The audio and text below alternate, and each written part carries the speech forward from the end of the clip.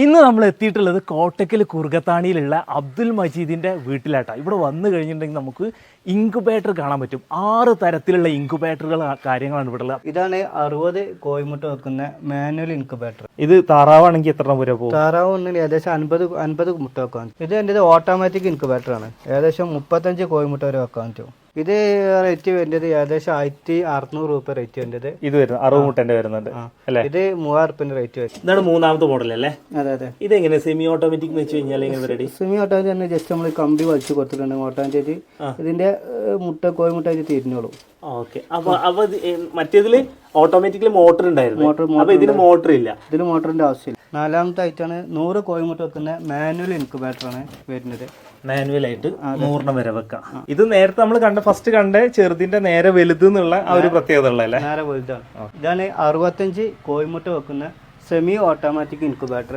ഇതാണ് 60 കോഴിമുട്ട വെക്കുന്ന ഓട്ടോമാറ്റിക് ഇൻക്യുബേറ്റർ അല്ലേ? ഇതിന്റെ പ്രൈസ് റേഞ്ച് എങ്ങനെ വരുന്നത്? ഇതിന് റേറ്റ് വരുന്നത് 3600 ആണ്. 1 വർഷം ഗ്യാരണ്ടി ഉണ്ടാവും. സെമി ഓട്ടോമാറ്റിക് റേറ്റ് വരുന്നത് 2300. പിന്നെ മാനുവൽ ഇൻക്യുബേറ്റർ 100 വെക്കുന്നത് 2000. ഓട്ടോമാറ്റിക് ഉണ്ട് 35 കോഴിമുട്ട വെക്കേണ്ടത് 3000 റേറ്റ് വരുന്നത്. പിന്നെ സെമി ഓട്ടോമാറ്റിക് ഉണ്ട് 40 കോഴിമുട്ട വെക്കുന്നത്. അത് റേറ്റ് വരുന്നത് 1800.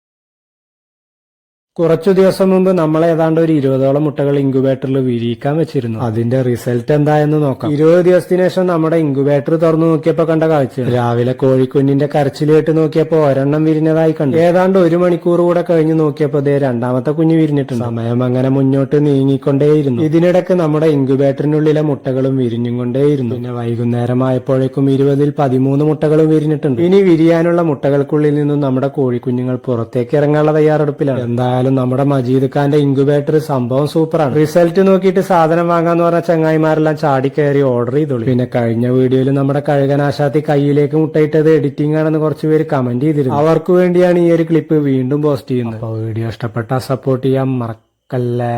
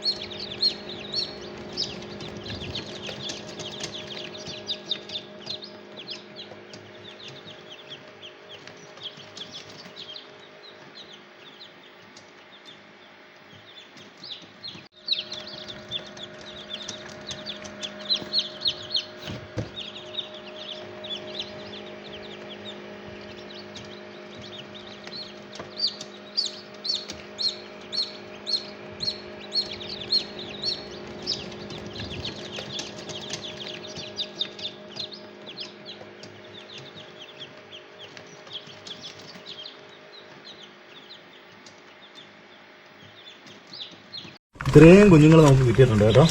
ഇത്രയും കുഞ്ഞുങ്ങൾ വിരിഞ്ഞിട്ട്, പക്ഷെ ലാസ്റ്റുള്ള ടീമൊക്കെ ഏതാണ്ട് വിരിഞ്ഞ് ഇറങ്ങുന്ന, ഇത് ഇച്ചിരി വിരിയാൻ ബുദ്ധിമുട്ടുണ്ടായിരുന്ന ഒരു ടീമായിരുന്നു. അതിന് നമ്മളായിട്ട് തുറന്നിറക്കിയതാണ്. ഇതൊക്കെ ഒരു ഭാഗ്യമാണ്. ഇതൊക്കെ നമുക്ക് ആസ്വദിക്കാൻ പറ്റണമെങ്കിൽ, ഇങ്ങനെയൊക്കെ എടുത്ത് എന്താ പറയുക കൊഞ്ചിക്കാൻ പറ്റണമെങ്കിൽ നമ്മളൊരു കർഷകനായിരുന്നിരിക്കും. 10,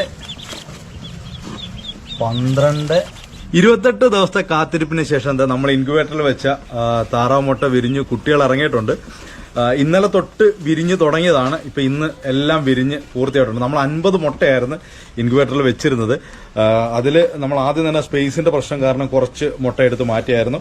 അതിനുശേഷം നമ്മൾ ഇതിന്റെ മുട്ട വിരിയോ ഇല്ലയോ എന്നുള്ള കാര്യം ഏകദേശം നമുക്ക് ധാരണയാകും. ഒരു 10 ദിവസത്തിനുള്ളിലൊക്കെ തന്നെ നമ്മളൊരു കാൻഡിൽ ലൈറ്റ് ടെസ്റ്റ് ഒക്കെ നടത്തി കഴിയുമ്പോഴത്തേക്കും നമുക്ക് അറിയാൻ പറ്റും. അങ്ങനെ നമ്മൾ കുറച്ചെണ്ണം വിരിയാത്തത്, കൊത്തുമുട്ട അല്ലാത്തത്, നമ്മളുടേതായിട്ടുള്ള പാരന്റ് സ്റ്റോക്ക് അല്ലാതിരുന്നതിന്റെ പേരിൽ നമുക്ക് ഉറപ്പ് പറയാൻ പറ്റത്തില്ല. അങ്ങനെ കുറച്ച് മുട്ട, കൊത്തുമുട്ട അല്ലായിരുന്നു, കുറേ മുട്ട എടുത്ത് കളയേണ്ടി വരുന്നു. അതിനുശേഷം ഉള്ള ബാക്കി മുട്ടയാണ് നമ്മളിപ്പോൾ ഇറക്കിയേക്കുന്നത് വിരിഞ്ഞേക്കുന്നത്. അപ്പോൾ നമ്മൾ ഓൾറെഡി നമ്മൾ ഈ പെട്ടി തുറന്നെല്ലാം നോക്കിയാണ് കേട്ടോ. അപ്പോൾ അതൊരു കൗതുകത്തിന് വേണ്ടി ഒരു വാവ് ഇടാൻ വേണ്ടിയിട്ട് കാണിക്കുന്നതാണ്. ഇതാ നോക്കിയോ, ഇത്രയും കുഞ്ഞുങ്ങൾ നമുക്ക് കിട്ടിയിട്ടുണ്ട് കേട്ടോ.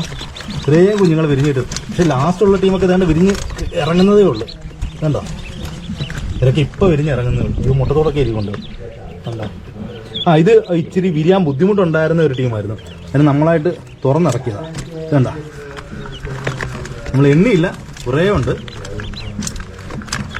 ഇത്രയും മുട്ടകൾ, താറാവ് കുഞ്ഞുങ്ങൾ വിരിഞ്ഞിറങ്ങേണ്ടത്. എല്ലാം പ്യോർ കുട്ടനാടൻ താറാവാണ് കേട്ടോ.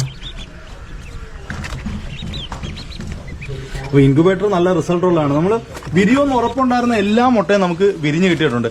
ഇനി ഇതിന് ഒരു വേറൊരു പ്രശ്നം പറ്റിപ്പോയെന്ന് വെച്ച് കഴിഞ്ഞാൽ, നമ്മുടെ വീട്ടിൽ ഇതിന് ബ്രൂഡ് ചെയ്യാനുള്ള ഒരു സൗകര്യം നമ്മൾ സെറ്റ് ചെയ്യില്ല. നമ്മൾ ഈ ഒരു റൂമിനകത്തായിരുന്നു എല്ലാം ചെയ്യാന്നുള്ളൊരു പ്ലാനിൽ ഇൻക്യുബേറ്ററൊക്കെ നമ്മൾ ആദ്യം വെച്ചിരുന്നത്. പക്ഷേ നമ്മുടെ വീട്ടിൽ പെട്ടെന്നൊരു എമർജൻസി ഉണ്ടായി, പുതിയൊരു പണിക്കാരൻ വന്നു. അപ്പോൾ അവനതിനകത്ത് താമസം, അവൻ്റെ ശബ്ദമൊക്കെ കേൾക്കുന്നത്. അപ്പോൾ അവനതിനകത്ത് താമസിക്കുന്നുണ്ട്. ഇപ്പോൾ അവിടെ വെക്കാൻ പറ്റത്തില്ല. നമ്മൾ ഇത് തന്നെ ബ്രൂഡ് ചെയ്യാനായിട്ട്, അതായത് മറ്റേ ലൈറ്റൊക്കെ ഇട്ട് വെക്കാൻ വേണ്ടിയിട്ട് ചെയ്യാനുള്ള സെറ്റപ്പ് ഉണ്ടാക്കാനുള്ള പരിപാടിയാണ്. ഇത് തന്നെ ചെയ്യാനുള്ള പരിപാടിയാണ്. അപ്പോൾ കുഞ്ഞുങ്ങളെ ഒന്ന് പറഞ്ഞത് ഇവന്മാരി ഈ വയറിൻ്റെ ഒക്കെ ഇടയ്ക്ക് കിടന്ന് കുരുങ്ങി ആ പ്രശ്നമൊക്കെ ഇത് ഇളക്കി മാറ്റാവുന്ന സംഭവം. അപ്പോൾ അത് ഇളക്കി മാറ്റിക്കഴിഞ്ഞാൽ നമുക്ക് ഇതിനകത്ത് തന്നെ സൗകര്യം ഒരുക്കി കൊടുക്കാം എന്ന് പ്രതീക്ഷിക്കുന്നു. കൂടുതലും ചാരത്താറാവുകളാണെന്ന് തോന്നുന്നു കേട്ടോ ഇറങ്ങിയേക്കുന്ന ചാര. ഇതിനകത്ത് ഈ വൈറ്റ് ഷെയ്ഡ് വരുന്നതാണ് മറ്റേ ചെമ്പല്ലി താറാവ് എന്ന് പറയുന്നത്. അതുപോലെ തന്നെ ഈ ചുണ്ട് കണ്ടു, ചുണ്ട് ചുവന്നിരിക്കുന്നത് ചെമ്പല്ലി താറാവുകളുടെയാണ്. ഗ്രേ കളർ വരുന്നത് ചാരത്താറാവ്. കൂടുതലും അങ്ങനെയുള്ള താറാവാണ്. പക്ഷെ അത്യാവശ്യം നല്ല ഹെവി സൈസാണ് കേട്ടോ. അത്യാവശ്യം നല്ല സൈസിലുള്ള കുട്ടികളാണ് ഇറങ്ങിയേക്കുന്നത്. പിന്നെ ഒരു ദിവസം കൂടെ കഴിയുമ്പോഴത്തേക്കും ബാക്കിയുള്ള ടീംസ് എല്ലാം കൂടെ ഇങ്ങനെ ആവും. സ്റ്റാർട്ടർ ഫീഡൊക്കെ കൊടുത്ത് നമുക്ക് എടുക്കാം. കണ്ടോ, ശരിക്കും ഇതൊക്കെ ആസ്വദിക്കണമെന്നുണ്ടെങ്കിൽ നമ്മളൊരു കർഷകനാണെങ്കിലും മാത്രമേ നമുക്ക് ഇങ്ങനെയുള്ള കുറേ എന്താ പറയുക, ഇതൊക്കെ ഒരു ഭാഗ്യമാണ്. ഇതൊക്കെ നമുക്ക് ആസ്വദിക്കാൻ പറ്റണമെങ്കിൽ, ഇങ്ങനെയൊക്കെ എടുത്ത് എന്താ പറയുക കൊഞ്ചിക്കാൻ പറ്റണമെങ്കിൽ നമ്മളൊരു കർഷകനായിരിക്കണം. ഇപ്പോൾ നമുക്ക് ഇതുപോലെ വിരിക്കാൻ പറ്റിയ ഇൻക്യുബേറ്ററൊക്കെ നമ്മൾ നേരത്തെ ഒരാളുടെ നിന്ന് മേടിച്ചതിൻ്റെ വീഡിയോയുടെ അപ്ഡേഷനാണ് സംഭവം. അവരുടെ തന്നെ ഇൻക്യുബേറ്ററാണ്. ഇപ്പോൾ മജീദ് എന്ന് പറയുന്ന ഒരു പുള്ളിയുടെ നിന്നാണ് നമ്മൾ ഇൻക്യുബേറ്റർ എടുത്തിരുന്നത്. ഇൻക്യുബേറ്റർ നമ്മൾ ഡിസ്മാൻഡിൽ ചെയ്ത് ഇളക്കി എൻ്റെ ആ ഓട്ടോമാറ്റിക് സെറ്റപ്പാണ് ഇത്. അപ്പോൾ ഇത് ഇനി അടുത്ത് വെക്കുന്നതിന് മുമ്പ് ഇതെല്ലാം ഒന്ന് വൃത്തിയാക്കണം. എന്തായാലും നമ്മളതങ്ങ് ഇളക്കി ഇനി ഇത് വൃത്തിയാക്കി മുട്ടത്തോടെല്ലാം ഇറക്കി ഇത് ക്ലീൻ ചെയ്യുന്ന ഒരു ടാസ്ക് തന്നെ. കാരണം ഇത് ക്ലീൻ ചെയ്ത് വെച്ചില്ല എങ്കിൽ എന്താ പറയുന്നത്, ഇതിന് അസുഖങ്ങൾ ഉണ്ടാകാനുള്ള സാധ്യത വളരെ കൂടുതലാണ്. നമ്മൾ കുട്ടികളെ മുട്ടത്തോടും പെറുക്കി മാറ്റി ക്ലീൻ ചെയ്തിട്ട് ഇത് തന്നെ നമുക്ക് ബ്രൂഡിങ്ങിന് വേണ്ടിയിട്ട് ഉപയോഗിക്കാം. നമുക്ക് ഇവരെ ഒന്ന് എണ്ണി മാറ്റാം, എത്ര എണ്ണം ഉണ്ടോ നോക്കണമല്ലേ. 2 ചാടല്ലേ 5 7 10 12 14 16 18 19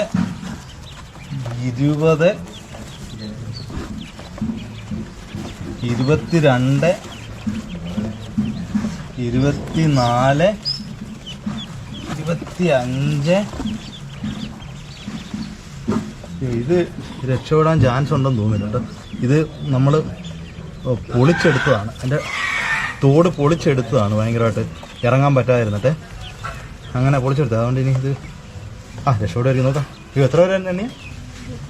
25 26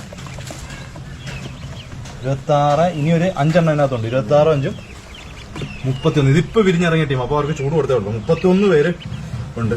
അപ്പോൾ ഇനി നമുക്ക് ഇതിലോട്ടും ഇതൊന്ന് വൃത്തിയാക്കിയിട്ട് അതിനകത്തോട്ട് വയ്ക്കാം. നമ്മളിവരെ ഇങ്ങോട്ട് ഇതിനകത്തോട്ട് ഷിഫ്റ്റ് ചെയ്യുക. ഇത് ഇനി കൊണ്ടുപോയി നമ്മൾ ലൈറ്റൊക്കെ വെച്ച് ചൂട് കൊടുത്തു കഴിയുമ്പോഴത്തേക്കും നാളെ കൊണ്ട് ഇവരെല്ലാവരും ഓടി നടക്കാൻ പരുവാകും. ഈ പേപ്പർ കൊടുത്ത്